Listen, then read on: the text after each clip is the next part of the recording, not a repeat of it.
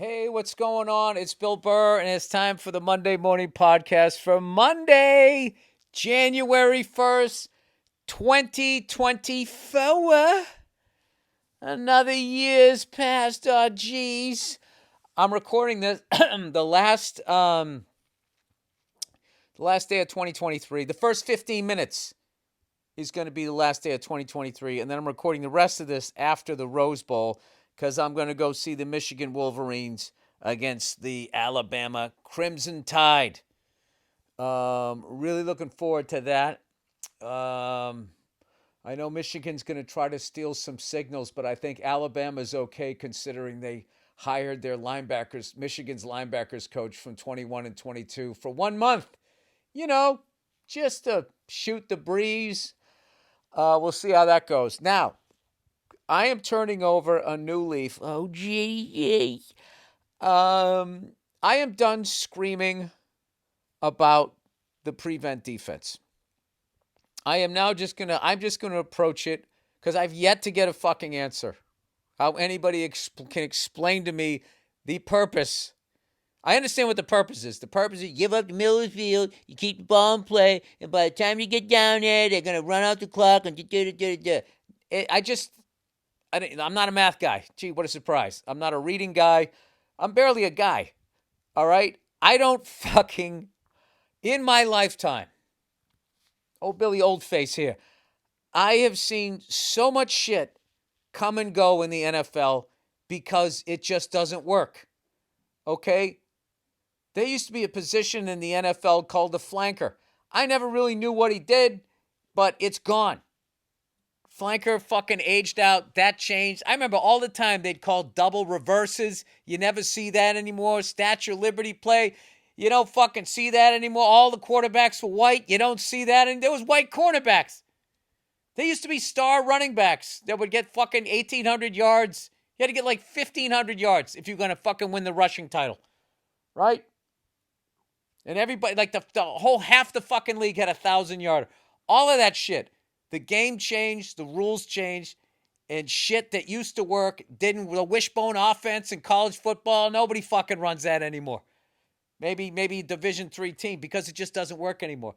But the one thing that just stays since the 1980s is the prevent defense, and I just don't get it. Okay? Now, I'm not going to lose my shit. I bet on the Cowboys. And the Cowboys won, and they covered. Okay? There was like a minute change left in the fucking game.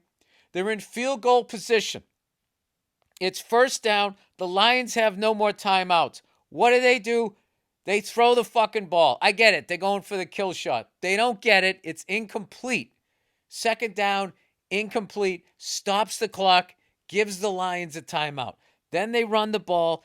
Then they kick the ball for a field goal. So now they're up 7. Now, they could have run off another 30, 40 fucking seconds, but instead, they gave the Lions 40-something seconds. Okay? They kicked the fucking ball to them. They've been covering their receivers the whole game. They've been playing great defense the whole game. Okay? The fucking score is 20-13. They've only scored 13 points. There's a minute 40-something left. For whatever fucking reason, they go into this soft zone, whatever the fuck you can call it, give them a 15-yard cushion. Now, I'm not good at math here, but it's 10 yards for a first fucking down. So every throw was a first down. It's like a 25-yarder, a 10-yarder, a 15 fucking yarder, and they go right down the field. The fucking game was over. Should have been over. Next thing you know, Joe Buck has gone up another octave going, the Lions are still in it. And I'm sitting there like going, what the fuck am I watching right now? What is the game plan here? So they let the Lions just waltz down the fucking field. I will give them this. They did keep them in bounds as far as I remember. Then they get into the red zone, and then they decide, now we're going to play fucking defense. We're going to give you 60 fucking yards. And then now we're going to give you 4 shots at the fucking end zone, which they didn't even need. They threw it underneath off to the right, and then this kid, Speedy McGillicuddy, fucking dives into the end zone. Touchdown. So now I'm sitting there, I forget what the fucking spread was that I have. It was like 3.5 or 4, and I am like home alone, like Macaulay Culkin, screaming at my TV like I'm watching the apocalypse.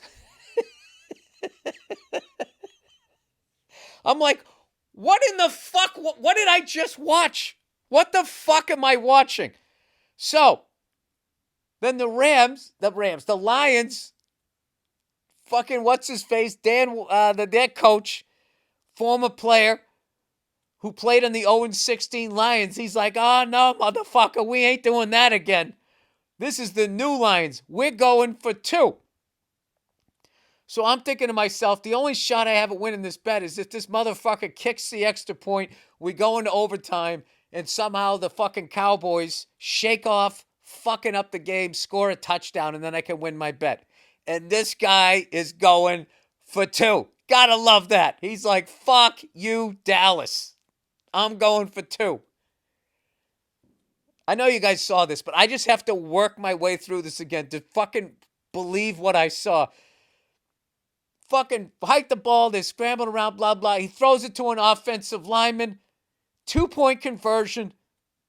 Now it's 21-20 with like fucking 20 seconds left. The fucking game is over unless the Lions go into an 80-yard fucking cushion and just give them a touchdown, which at this point I wouldn't put past anybody. And then all of a sudden the refs start fucking talking. Baba, baba, beeba, boo. They say the guy doesn't check in.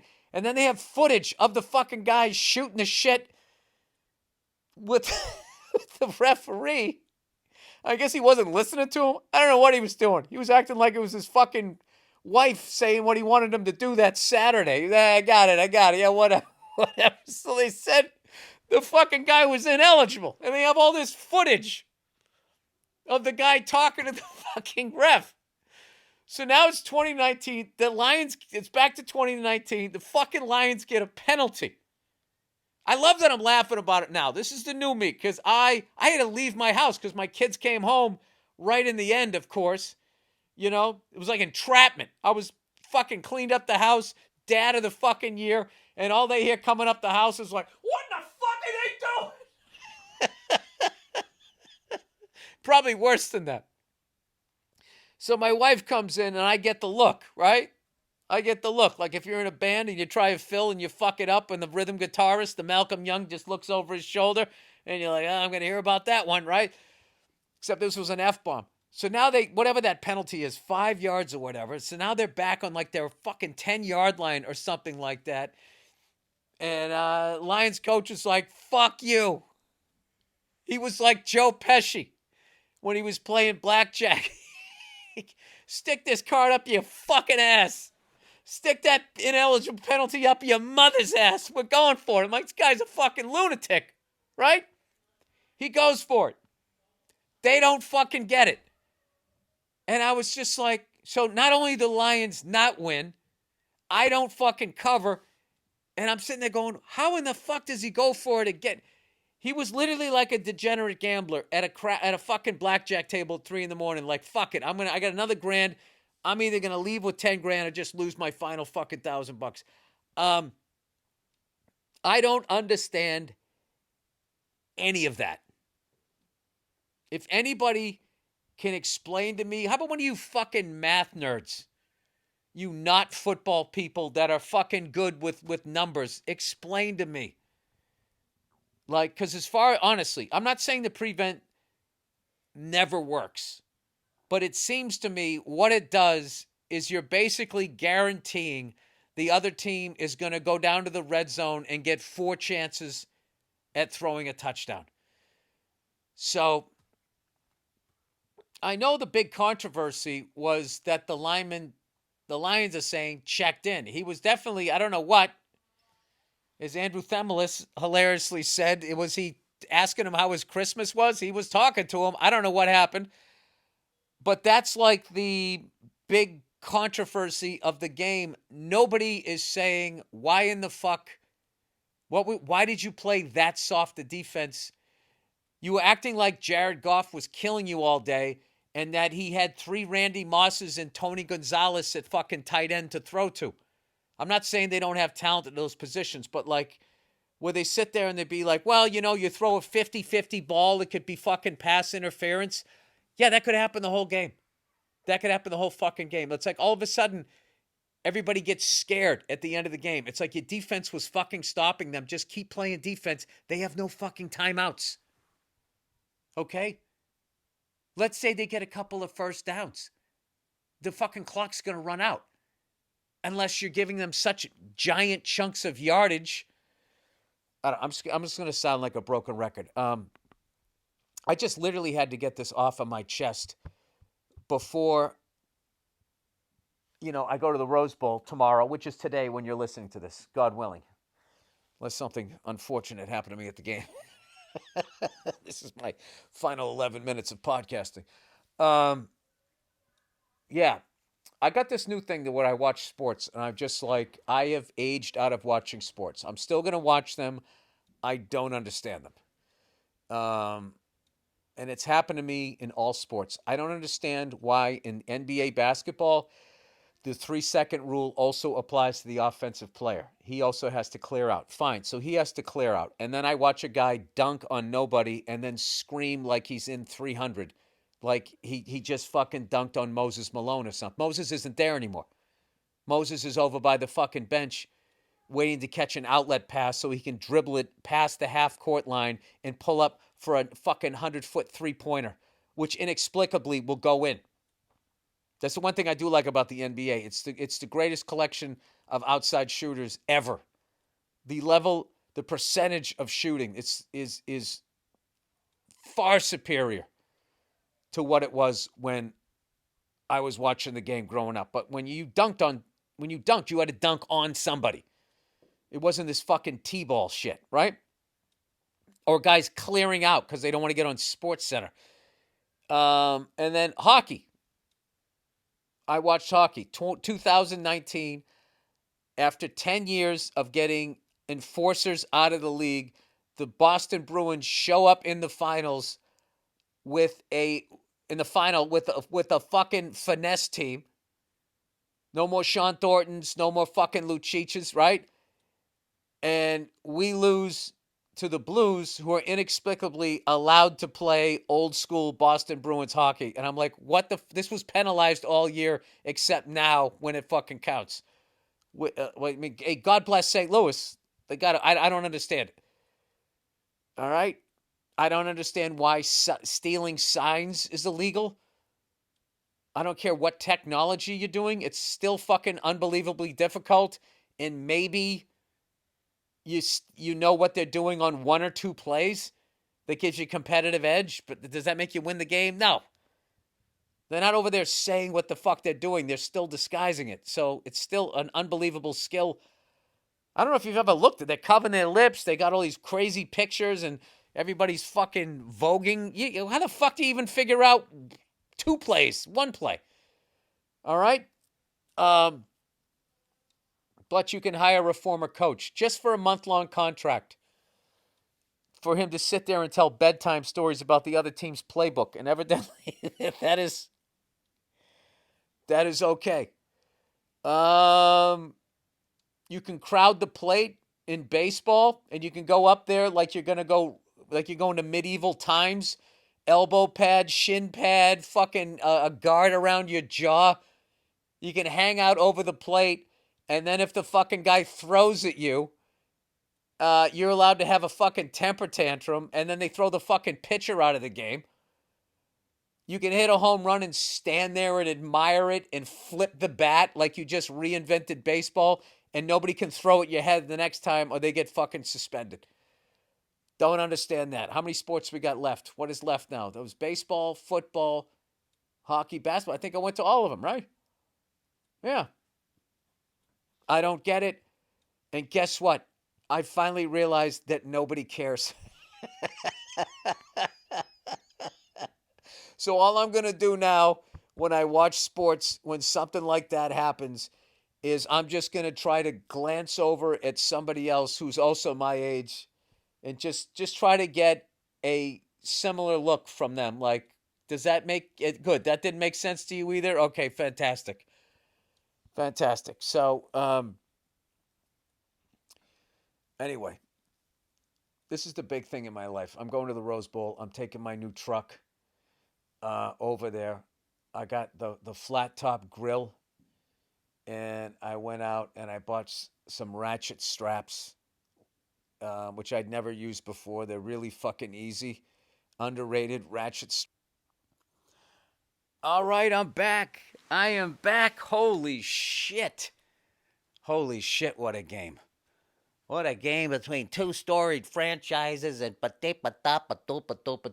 actually thought I was going to go to that game, be out in the elements from 7 in the fucking morning until 7 at night, and I was going to come home and just bang out the last 40 minutes of this podcast. What the fuck was I thinking? I was spent after that game. A glorious, glorious afternoon of tailgating, morning, afternoon of tailgating. An unbelievable game. Might be the one of the best sporting events I ever went to. Even though it was kind of a sloppy game, a lot of mistakes made by Michigan, unforced errors. And I thought Alabama didn't quite play their best football either. But it was just the fact that it was Michigan versus Alabama. Harbaugh versus Nick Saban. I just know in 20 years, that's going to be two cool coaches to talk about. And just seeing like the different fan bases was fucking great. The Midwest accent, oh, get some half and half. That shit. Yeah, that mixed with the Alabama fans who, most of them are cool, but like there's this upper echelon of them. Like the pretty girls, they wear like the mini skirts with the cowboy boots, and then like the guys dress like they look like they're in the Truman Show. It's like this guy had like a sweater vest on with a polo shirt and like khaki pants. I mean, he looked like he was going to like his sophomore semi-formal, and he's going to like a football game. Brown hair, perfectly parted, like just a level of white that I can't even relate to. And I remember just looking, I was joking with a buddy of mine, and I saw the perfect chick he was with, and I was just saying to my buddy, I go, how psyched were her parents when he came walking up the walk? I mean, it was a sight to behold. It was like literally like, remember, what was it, Trading Places? And he stepped on the ball. Like literally that level. Where you hear about it, but you said like those kinds of white people don't exist, do they? And then you go and there they are. Those are the ones they're talking about. I'm not gonna lie to you. As a white person, I was fascinated by it. I was like, and a little envious. I'd be like, that'd be cool to be that white. It's fucking wearing a sweater vest, just not questioning shit. I mean, it's got to be like there's a level of bliss to that. Anyway, so let me just take you through the whole day. I got over to my buddy's house at 7 in the morning, and then we were waiting for two. There was 3 other carloads of people, right? 3 other cars. Everybody showed up. 6:58, 6:59, 7 o'clock. We were there, fucking military, right? We load up the back of my truck, making her maiden voyage to the Rose Bowl. And then my buddy, he knew how to go in. He just took all back roads there. It was the easiest way I've ever gotten in. No traffic. No, wow, they closed off the street. Fuck. How the fuck do we get in? I usually deal with that. I usually have like 2 or 3 meltdowns before I go there. Most of that has to do with me, not the Pasadena Police Department. So we pull in. As we're pulling in, one of the guys that's like guiding you where you're supposed to go goes, "Hey, beautiful truck." And I was like, "Thank you." Very excited. So we get this great spot, great location, mostly Michigan fans, some Alabama, which was kind of how the stadium was. I felt like it was sort of 60-40, 65-35. And we post up, get the flat top grill, immediately crank that thing up, get that thing going. And I brought my coffee maker, and which was fantastic because I got to use the three-prong outlet in the tail in the bed. I found out you had to have the truck on, and I was thinking like, Jesus Christ, I'm gonna be like smelling this exhaust or whatever, but I don't know. We were outside, I couldn't smell it, maybe because I don't know if diesel burns a little cleaner, or maybe I'm just fucking old. I couldn't smell it, right? So I start making cappuccinos, and like we had people from other tailgates would just come walking over. You guys got a coffee maker?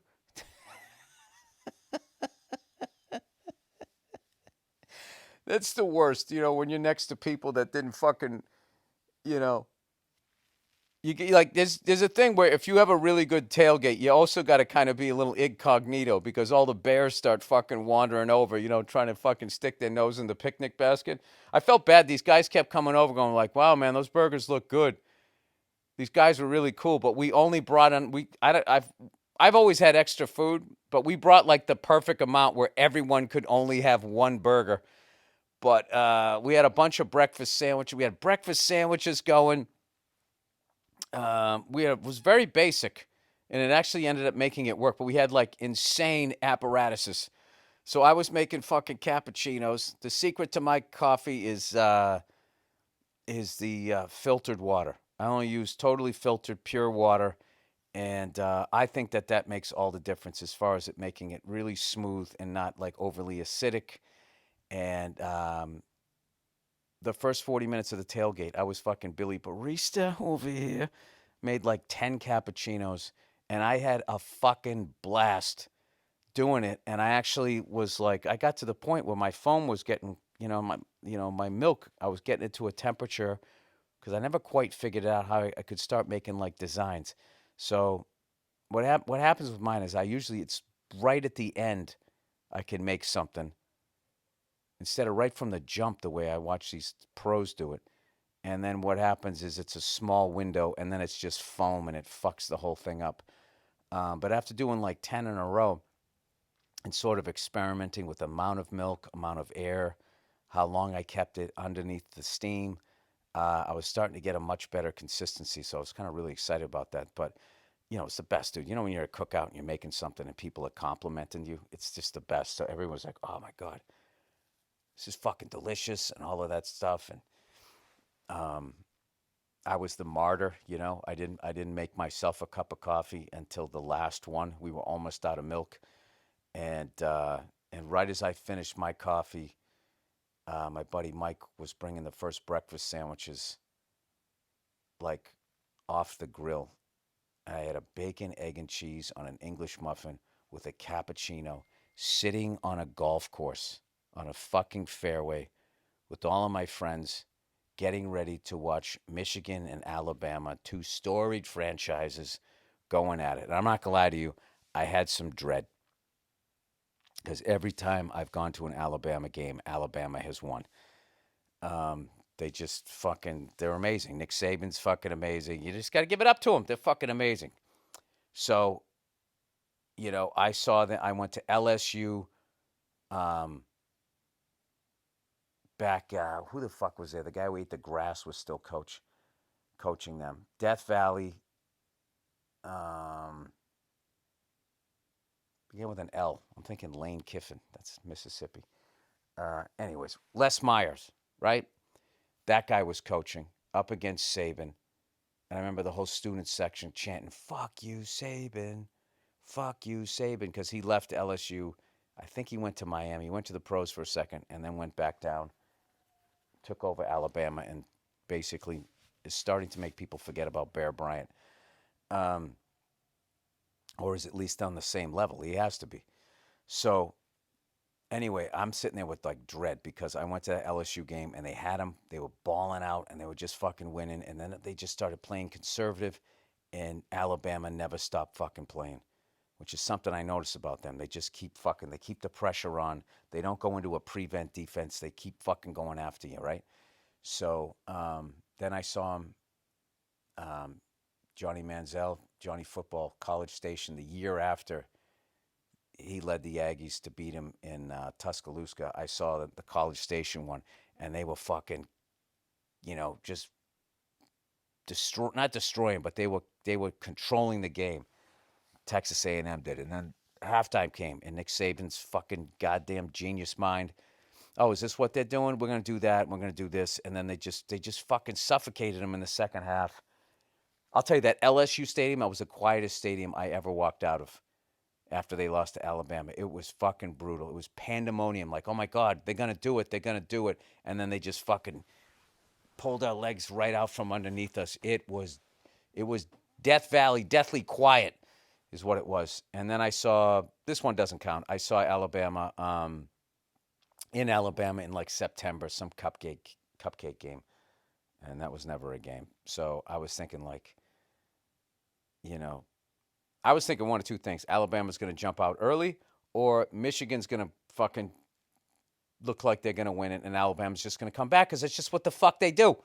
It's just what the fuck they do. That's what's so frustrating about rooting against them. It's the same frustration when I was rooting against Lewis Hamilton and Mercedes all of those years. Because I can't do that. I can't just jump into a sport and just pile on with the best fucking person. You got to go for an underdog, right? And they're just, operating at a level of excellence that other people can't keep up with, and it's frustrating. So anyway, we're sitting at the tailgate. We have our breakfast sandwiches, and then I have I have a cigar, right? And we're smoking cigars, and we're sitting there in the chairs. And the sun's coming down. It feels great. I'm looking at my truck. Looks beautiful. I got that caffeine in me, a little bit of tobacco, catching my, my sober buzz that I do here. And as we're smoking cigars, these Alabama fans, the regular looking ones, not the, and he stepped on the ball, those ones, right? The regular ones, not the ones who are going to be a fucking senator someday. They came walking by, and I heard one of the kids say to the other kid, goes, yeah, they're getting the cigars out of the way early. And I didn't get it at first, and I was like, oh, he's saying we're going to have nothing to celebrate afterwards. And I was going, motherfucker. And I'm thinking, he's probably right. Everybody here is saying Michigan. Everybody thinks Michigan is going to fucking dominate. So anyway, long story short, we have some burgers, throw the football around, and just have a great fucking time. And just could feel it. You knew it was going to be a fucking good game. So I got 6 tickets. 4 of them are in my Apple Wallet, and then the other one is on this other app that I had to fucking download.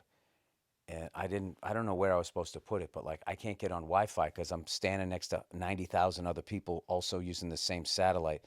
So there was this big fucking thing as you were trying to go in. It was hilarious. It was like all the young kids were good to go. Like there was some young kid, Alabama fan, helped me find my 4 tickets in the Apple Wallet, how to get to it.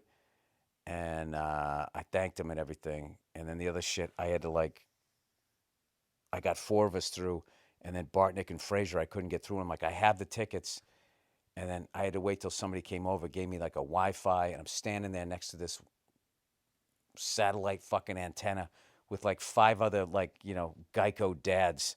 All the young people just rolling through. It was all people in my generation were like, I can't get there. I don't know where the tickets are, right? So then we finally ended up getting them. We get Bartnick in. It's a bit of a journey getting to our seats.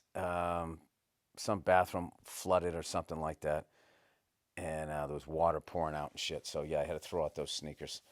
So we were just trudging through water that was coming out of a bathroom. I'm like, that's the water to flush the shit down, right? Not the water that was flushing shit down. I mean, I didn't see any, I don't know, whatever. We'll just fast forward through that awfulness. But, that's what happens when you go to a stadium that's fucking over 100 years old. So we end up getting to our seats, and Alabama wins the toss. They defer to the second half. Here we go, stealth bomber flies over the whole fucking thing. We made it there for kickoff, and first play from scrimmage, Michigan's guy rolls out, throws it right to Alabama's defender. Interception. They're going fucking nuts. And I just sat down going how much money did I just waste buying these fucking tickets? because it's just it. You're playing Alabama in the fucking Rose Bowl, in a playoff, your first fucking play for scrimmage, you throw an interception, the fucking game's over. This is what you're bringing against fucking Saban and Alabama, the fucking game's over. Fortunately, the guy was ruled out of bounds. I was like, all right, thank God for that. And then they came back and they were running the ball, moving it fine or whatever. They may have had a 3-and-out, but whatever. The whole first half, basically, Michigan dominated it with yardage, time of possession, and all that, sacking their quarterback like 3 times. They couldn't run the ball. Michigan's running the ball down their throats, but Michigan keeps making these fucking mistakes, fumbling a punt, scoring a touchdown, the extra point, they hike the ball back to the place kicker. It doesn't even get off the ground. Miss an extra point. So instead of being like, they're up 14-0 or 14-3, they give them a short field on, the fumbled punt. They score a touchdown on that. So at one point, we're down 7-3. But at halftime, it's 13-10. And you're looking at the numbers going like they should be up 17-3, 14-7. There should be a bit of a cushion here. And I'm just sitting there going like, this is what happens. And now Saban's going to go in during halftime, and this game is going to fucking turn on its head. And everything that Michigan's doing, Alabama's going to be doing, except they're going to be turning these drives into fucking 7 points. And, I was there with my brother, and he knows all of this shit. He was just going like, yep, we're going to have to deal with 2 drives, and then we're going to have to adjust to what they're doing. But he was saying, yeah, we're going to have to take a few hits here. And he was 100% right. They fucking came out like gangbusters. It was like both teams changed uniforms. And then Alabama can do no wrong, and Michigan continues to, be making mistakes, and Alabama's players are jumping up and down. They're getting amped. They're getting into the game and all of that. And I'm just sitting there going like, is this going to fucking happen again, really? I wasn't even saying that. I was like, it's going to happen. It's fucking Nick Saban. The best in the business, right? So, what ends up happening? They're up by 7. They're up by fucking 7. We get the ball back, and I'm just like, I don't have any positive thoughts here. I'm just thinking like they're not going to do it. And then they just start driving, and they go right down the fucking field. And I don't even remember. I can't remember what the fuck happened. Everybody was just screaming. They score a touchdown. And I'm like, are they going to go for 2? Are they going to go Dan Campbell on this shit? Are they going to go for 2 here? And they bring out the place kicker. And I'm immediately thinking, like, what would have happened if they didn't miss that extra point? Well, probably some different shit would have happened. So they tie it up, go into overtime. Fucking Alabama wins the toss. They must have gotten the ball. I guess we stopped them. And then we drive down the field, score a touchdown. Everybody's going crazy. But then Alabama gets the ball back. And I'm just going, they're going to score a touchdown. It's not going to be this fucking easy. They go, we get them on 4th down or 3rd down, was it? Break off a big run right down to the 2-yard line. I'm like, all right, they're going to punch it in on 4th down. And they called that QB draw one too many times. Michigan was finally ready for it. And they stuffed them. And the place goes crazy. And I was still looking at the scoreboard just to double check that was 4th down and it was fucking over. And all of a sudden they start shooting off the fireworks and all of that. And we are just going absolutely fucking nuts. I cannot believe it. I can't believe it. We'll see the Michigan Wolverines beat Alabama and Nick Saban in a fucking playoff game in overtime. It was incredible. I'm not going to lie to you. It was a fucking sloppy game. It was a sloppy game, and those fucking refs, man, they missed, I want to see that number 44 in Michigan, what the unnecessary roughness thing that he did versus when, this Michigan player, wide receiver and cornerback were sort of battling each other. And the Alabama guy grabbed the Michigan guy by his helmet and just threw him down on the ground well after the play was over in front of 2 officials. The whole stadium saw it. Nothing. No flag. And then there was another one when the Michigan quarterback was running out of bounds, and the guy threw him down on the ground Out of bounds, nothing. And I also thought their spots were very generous. But I mean, I'm also was like really rooting hard for Michigan. So I'll give you maybe the spots weren't as generous as my fucking maize and gold eyes were. Maize and gold, blue and maize. I'm fucking shot from the game. Sorry. Maize and gold. But on those unnecessary roughness things, I thought somewhere along the line that they were going to even that up. But fortunately, it didn't end up being a factor. And they fucking beat them. And all of a sudden, we are literally one game away. I know we keep saying we. I know it's not my school, but like, I have friends who went there, whatever, had family from out there. But they could actually fucking win this thing. We shall see. But I heard Washington has an unbelievable coach. All right, this is the end of the football podcast. All right, I got to stop with this because I'm probably like nobody's listening at this point as I try to remember a game I literally just fucking watched. All right, let's do your questions here for the week. Oh Christ, do I have to turn my goddamn thing back on? No, I don't. All right. Why Russell Wilson was benched? Dear Bill Bolitnikoff, Burr, you talked briefly about Russell Wilson's benching, but you didn't mention the real reason. The real reason, a contract dispute. Well, that's because I didn't know that, and I don't have time to watch sports the way I used to. So, okay. So it was a contract dispute. News broke that Broncos management actually approached Wilson the day after he beat the Chiefs, and they told him they'd bench him for the remainder of the season if he didn't remove an injury clause from his contract. Well, you shouldn't have fucking signed it. You can't fucking do that. So the Broncos are being cunts to him. Basically, the clause says he will receive $37 million guaranteed if he can't pass his physical 5 days into the next NFL season. Wilson later confirmed this news and explained that he purposely had that clause written in because he's more injury prone due to his age and style of play. Well, that was a smart move by him, and ownership shouldn't have signed it. I'm still on Russell's side here. An interesting side note is that the reporter who broke the story is Jordan Schultz, son of Starbucks founder Howard Schultz. Anyway, I'm not a Russell Wilson fan, but the Broncos organization is shameful for how they're treating him. Okay, good. You agree. They agreed to this contract, and it's highly inappropriate to pull this move late in the season. Well, yeah, that's how it works. Like, you can't do that as a player, but, or as an artist. But like the ownership or streaming service or the studio, yeah, they hold all the cards. They try to pull this shit. Anyway, they agreed to this contract, and it's highly inappropriate to pull this move this late in the season. Coach Payton continues to say publicly that he has no knowledge of this contract stipulation and that the benching is performance-based, but that seems like total horseshit given the news and the fact that the benching was threatened after he beat the Chiefs. I used to like Peyton, but he's been pretty classless ever since he took this latest job. If you remember, he began his tenure by publicly trashing his predecessor, Nathaniel Hackett.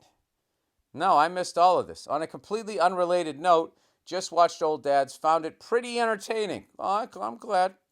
Glad you fucking raised your eyebrows a little bit during it. I particularly liked all the cameos from your friends like Verzi, Bartnick, and Steph Tolev. You're like a great value version Adam Sandler. I don't know what that means. Adam Sandler always gives you great value. Anyways, all the best and go fuck yourself. All right, well, thank you. I think you liked the movie. Pretty much liked it. All right. Classic Cars. Dear Billy Blue Balls, sorry you're married with 2 children, right? No, why would you say that? Big fan from the Hukilau in Massachusetts. The Hukilau? Wow, that was in Chicopee. I used to open for David Allen Greer and Bobby Collins and all these guys out there. From the Hukilau in Massachusetts to the Whamu in Seattle. I don't know what that is. You mentioned dabbling in classic cars on your last podcast. As someone who has literally been in the auto business since I was 12, now 71. I've done many times what you described, which is basically buying a car you can afford, enjoying it by driving it, shows, cruise nights, then turning it over. It's fun and very affordable. I know you have a young family in today's economy. Believe me, I'm doing great. I'm not even going to lie. I'm doing better than I ever thought I would be doing in life, but I appreciate that. Once you get the hang of it, you can actually make money. Not much, but at least it's not always a money pit, and therefore keep upgrading as you go. The best part for me is the thrill of the hunt. As soon as I get my newest acquisition home, I'm looking for the next, and almost always only one at a time. I hope you have fun with it. The rental idea sounds lame. Peace. Um, well, the rental idea is a way to fucking drive like 20 different cars in 20 weeks. But I get it. I wish you told me the cars that you had. Um, I'll tell you, I like, I don't know. I just want something with a stick shift too. I kind of want something like that. And I was looking through some cars the other night, and I found one of the ugliest cars America ever made, which was the 1978 Oldsmobile Cutlass, which from the front looks like it's a four-door sedan for a businessman, and in the back it looked like a hatchback. It's like if a mullet was a car. Remember, business in the front, party in the back? This is kind of what it was. It was like this bizarre attempt at making like a fastback. And it was also, I want to say it was a four-door sedan, which was really bizarre. I even think their 442 that year was a four-door sedan. You probably could get it in two doors, but just one of the uglier cars. That, the Chevy Citation, and got to have a third one in there.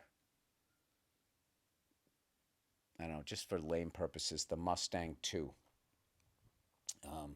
Like most sequels, was not as good as the first. All right, Southwest giving fatties an extra seat is not okay. I think it is. Then they're not rubbing up against you, and they got plenty of places, plenty of surface area for their big fat ass. Dear Bill, last week you mentioned that Southwest Airlines would give an extra seat to overweight passengers as a courtesy, and that you were okay with it. You fail to realize the implication for airline staff. Oh, did I fail to realize? You failed to realize my opinion on it. Fucking relax. All right? Stop talking to me like you're my fucking boss. You fail to realize that the implications for airline staff, especially pilots. A large percentage of working airlines pilots, get to their origin airport via commuting from their home city. They do this by commuting via standby, aka ride on unsold seats. The fucking airline should buy him a seat, the cheap cunts. If the last available seat is given away to an overweight person, wow, I love how you just made that up. This means that the pilot who is simply trying to get to work or get home will be denied boarding and could ruin their entire day. This is a hypothetical. And what you failed to realize is that you don't run an airline, so you don't know. You would have to call Southwest and see if this is actually a thing. You just made this up. You're going Chicken Little on me. Imagine working a 4-day trip, dealing with weather, maintenance, ATC delays, sleeping in dirty hotels in armpit cities. Is that where they sleep? What are they, comics without a following? They're flying for a major airline. And the only thing getting you through it is the fact you get to celebrate your kid's birthday the day you come back. Just like a fucking Lifetime movie. You arrive at the airport late in the day and speed walk between terminals so you can make the last flight of the day home. You show up covered in sweat and the gate agent said, "Sorry, sir, we're full. Just give the last seat to this fatty." You now have to get an Uber that reeks like cigarettes to the country inn down the street and try again tomorrow. This is the implication. Sincerely, an airline pilot. All right, well, I guess I got trumped on that. Well, I would say this: your union sucks. Most unions suck at this point. I don't know why. Listen, well, maybe I failed to realize that because I don't fucking fly airplanes commercially. You fail to realize that when you say you fail to realize to somebody and then use the word implications, that immediately they're being talked down to and they're not going to listen to what you have to say. But this is the new me. This is the new me in 2024. All right, I got defensive. Had nothing to do with you. That's just my childhood fucking issues. Well, sir, I got to tell you this. Why the fuck does Southwest Airlines stick you in shitty hotel rooms? You know why that is? Because corporations are a fucking plague on society because every quarter they have to make more money. And they cut costs anywhere that they can, and they just keep fucking people over until we push back. And at some point, you have to fucking push back. There's no fucking reason that an airline pilot that has all those lives, in his or her hands should be treated like that. You should be staying at a fucking 4-star goddamn hotel. They're just criminals because all the money that they save sticking you in that shit hotel, they just put in their own pocket. They don't give it to shareholders. They don't pass it on as, a little bit slightly cheaper fucking airline tickets or whatever. All right. Well, if I'm to believe that person was actually an airline pilot rather than somebody that just hates fat people, I want to say it's shocking that they treat you that way, but I am in the entertainment business and I see the way that they treat writers and actors and all of that type of stuff. They literally don't want to pay you. And all this new technology that's coming out, AI and all of that shit is just, it's not for us. They're going to make it seem, oh, this is going to be great. It isn't. It's for them. It's for them. So they will finally have a workforce that won't have rights and complain. They want to go back to slavery, except this time they're going to do it with robots. How to handle people driving too fast on your street. Dear Billy Pumpkin Muff Burr. My apologies to the airline pilot, all right? I get into my own feelings there. You're 100% right. I mean, you do it for a fucking living, all right? They give him an extra seat. Somebody on that board must have like a fat wife or something. Why the fuck would you? I don't understand. Like, why would you? Now I'm on the other side. Why they should have to pay for another seat, right? I don't know. I will say though, even though you are an airline pilot, that whole fucking email, that literally read like a made-for-TV movie. Like, what was that movie with the 3 ghosts? Kris Kringle?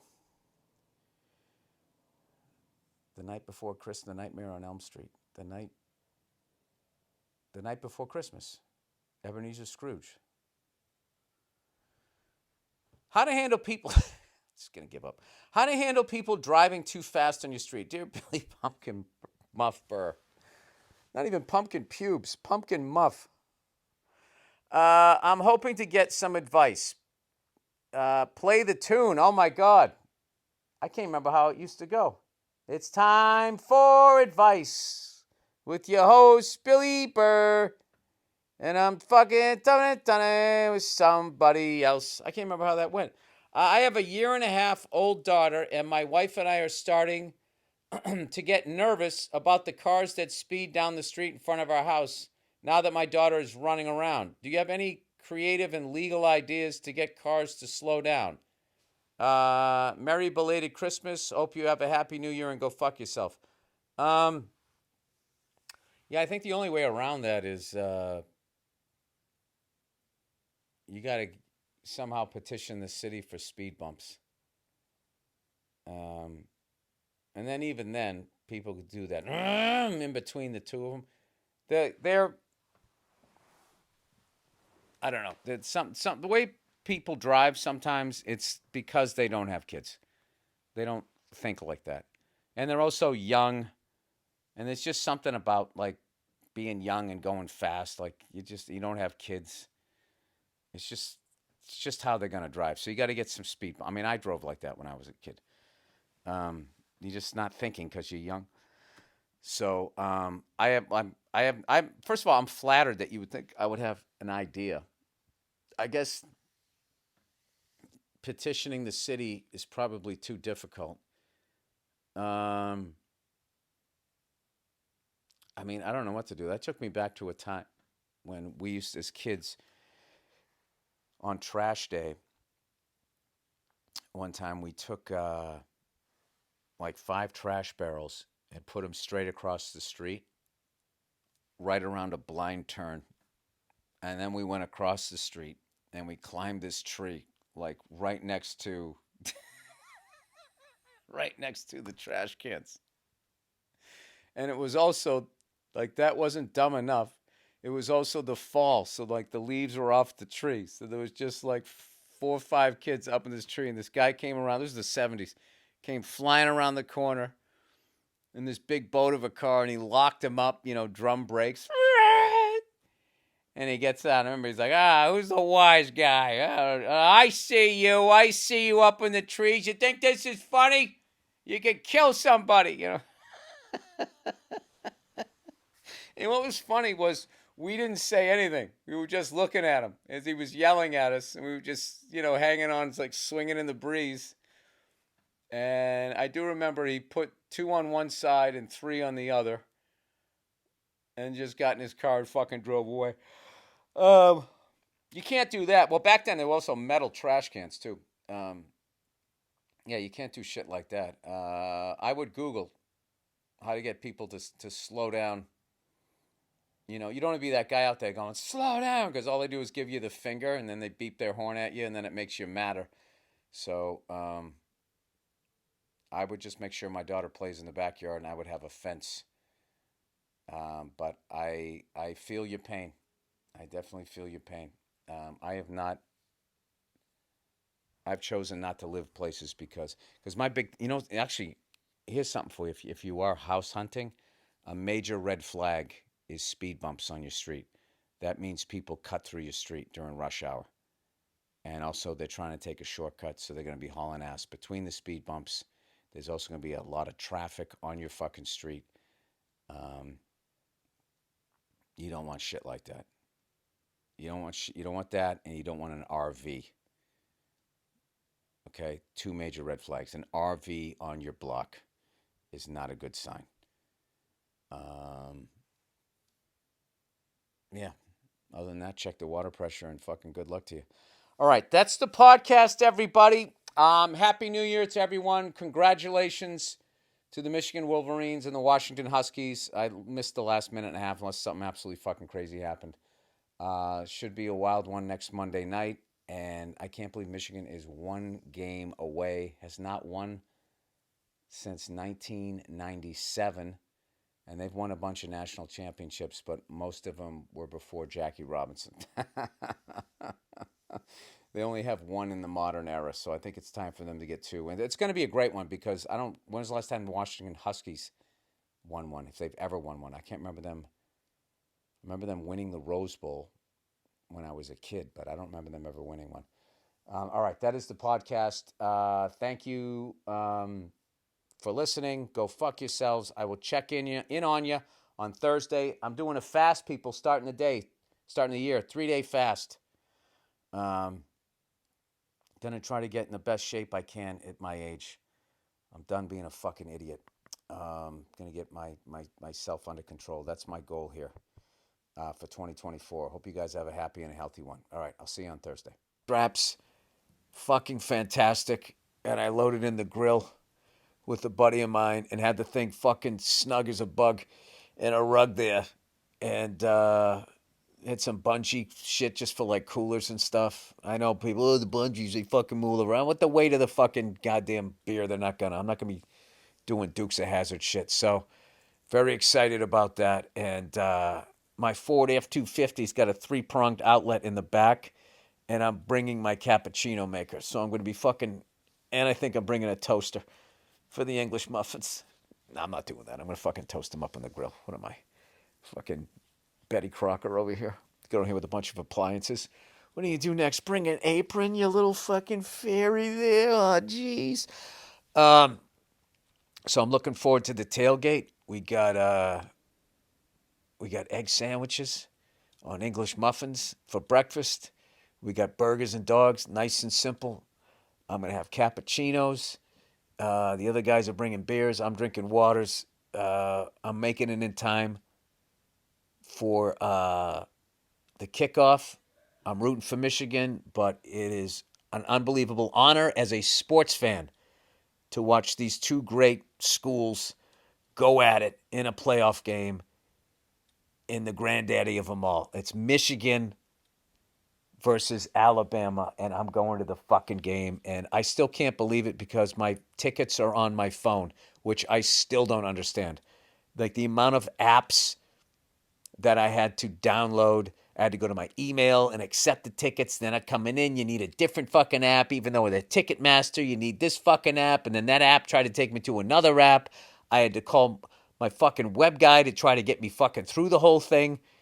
I finally have the tickets through my Apple Wallet, which isn't really a wallet, but they are to until that guy. I mean, the amount of people that are going to lose their phone being shit-faced out on that golf course, and not only are they going to lose their phone, they're going to lose their fucking tickets. I mean, we used to go and you would get a ticket, and then you just bought the thing at the game, and you put it around your fucking neck like a cowbell on a fucking cow, and it was impossible to lose. Although Joe Bartnick did do it one year, he had it in his back pocket and was absolutely shit-faced. And we had to leave him behind like Willem Dafoe in fucking Platoon. But that's a different story. Anyway, this is the end of the holidays. I hope you guys enjoyed your break. I hope you enjoyed your time with your family, friends, and all that type of shit. And I hope you avoided fucking assholes that even though maybe they're related to you or they were friends, that you don't need to deal with them anymore. And, you know, just think in 2024, if you cut out all the pain in the asses in your life, how much better your life would be. Yeah, if someone's a lot of work, make your life easier. Give yourself less work. Yeah, that's it. That's what I got. I'm going to go to the game. And thank you guys for buying tickets to my show again this year. I know I always say this, but I can't tell you how much I appreciate it, how much it means to me. And thank you for listening to my podcast. Thank you for watching Old Dads. Thank you for watching Leo and all the specials, great specials that we put out at All Things Comedy, ATC. That is it. I'm looking forward to another fun year of stand-up out on the road, and I have not been laying low. I've been hitting the clubs, and I kind of got a new 15 minutes that I'm fucking excited about, and that all kicks off the weekend of the Super Bowl in Las Vegas is when I start back out. So starting off with a bang out in Vegas, me and Verzi. We're going to be doing Anything Better live podcast out there. So if you're going to Vegas for the Super Bowl, please swing by and see us. We would love to have you. And maybe one of you guys can explain the prevent defense to me. Maybe a football coach will go to the game and actually give me numbers because it has to work. There's no fucking reason why these people would be continuing to run this thing. Mike McCarthy doesn't want to get fired. These guys don't want to get fired, and they're still fucking doing it. So it has to, on some level, it has to work. And who the fuck am I? I'm just some jerk-off comedian that fucking does shit jokes and talks about his dick on stage. Why would I understand football at that level? So there you go. That's what I got. There's your last 20 minutes of 2023. Happy New Year to all of you, and I will talk to you through the magic of editing in 2 seconds after the Rose Bowl. Go Blue.